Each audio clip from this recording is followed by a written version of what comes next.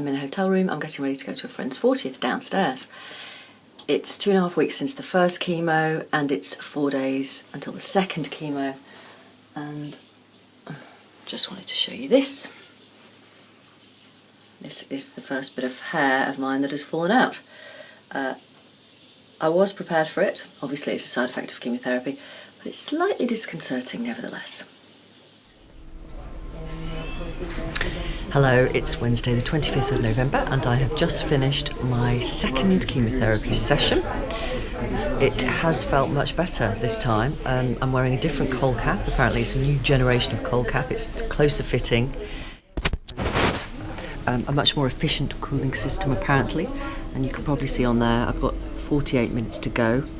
So after the drugs have gone into me, I've got to wear it for another hour. Another hour and a half, I beg your pardon.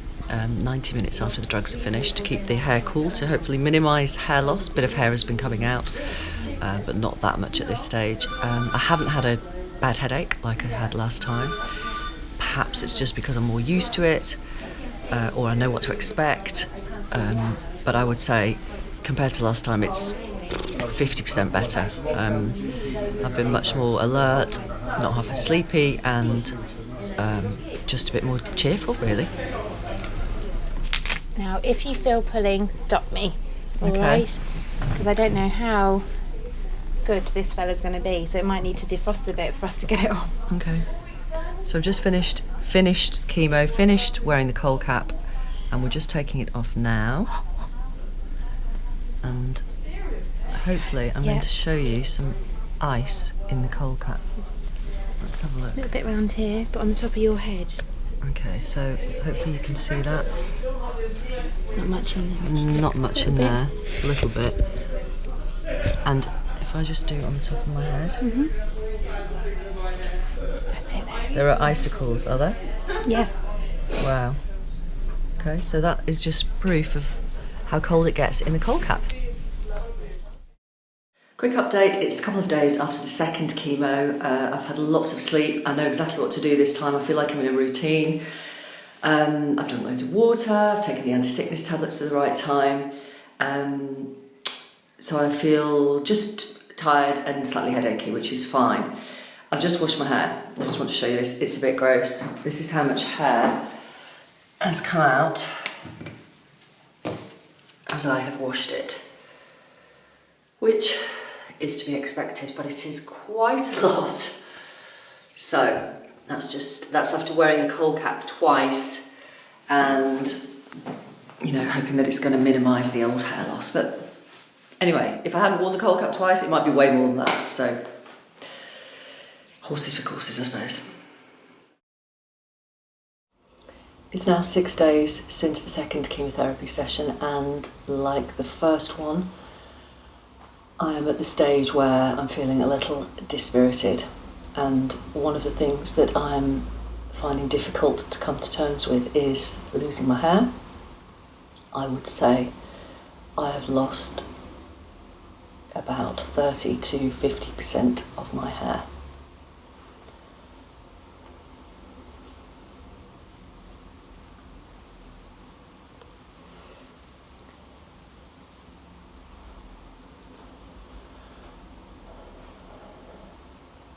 And I'm finding this hard.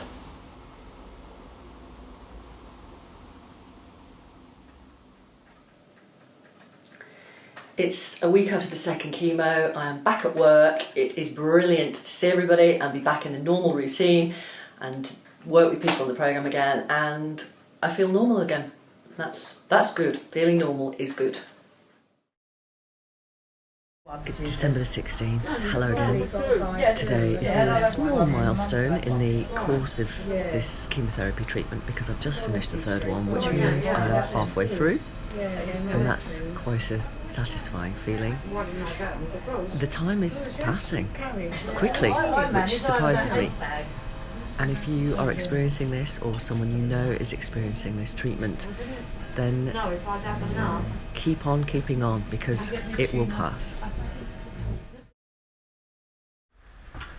It's Christmas Eve, and it has taken me 8 days to bounce back from the last session of chemotherapy. So I've spent a week doing a lot of sleeping and feeling a bit dizzy and having a disgusting cardboard taste in my mouth. Leave those, Gracie. And I had one ulcer in my mouth, but only one, so it's not the end of the world. Also, I have got used to wearing a wig, which is something I never thought I'd be able to say. The idea a few weeks ago of wearing a wig absolutely horrified me. It represented stress, it represented something peculiar and not me. And now I can put it on in 5 minutes in the morning. And we went to a friend's Christmas party the other day, and when we got back, my younger son whispered to me and said, "Mummy, no one would have known you were wearing a wig." Now, maybe they didn't know and they were just too polite to say anything, but the point is, it lets me just crack on and get on with things, which is absolutely great. It's the end of the year, and like you, no doubt, I'm looking forward to the year ahead. I cannot wait for 2016 to get cracking. I really can't, particularly the last few days of February when chemotherapy will end. Hooray! And then I'll have a little bit of radiotherapy, but everybody who's had radiotherapy says compared to chemo, it's an absolute breeze. Quick health update, I have another ulcer, I have a little bit of brown mottling on my face, I've lost a little of my eyebrows, but you just fill in the missing bits with an eyebrow pencil. I have managed to preserve my nails because I received some advice that said if you wear dark nail varnish, it helps to maintain them through chemo, so that appears to be working, which is good. I cannot wait to get back to work, albeit briefly before the next session of chemo starts. When I started wearing a wig a few weeks ago, I didn't tell anyone at work that I was wearing one because I needed a little time to adjust to it myself. I can confirm I'm now fully adjusted to it, and so I feel comfortable in being totally open about it. But we are a close-knit team at work, and they are a bunch of journalists, so I'm guessing they've sussed it already, and if they haven't, I'll be a bit disappointed, to be honest. During the course of treatment, the side effect of losing my hair has been the distressing part for me. It has been the thing that's affected me the most, more than a mastectomy, which may sound peculiar, but maybe not.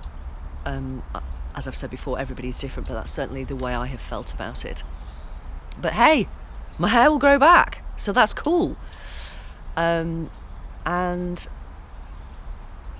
yeah, roll on 2016. I hope you have a brilliant year ahead, and thank you for your thoughtful and kind and inspiring messages. They have meant such a lot to me.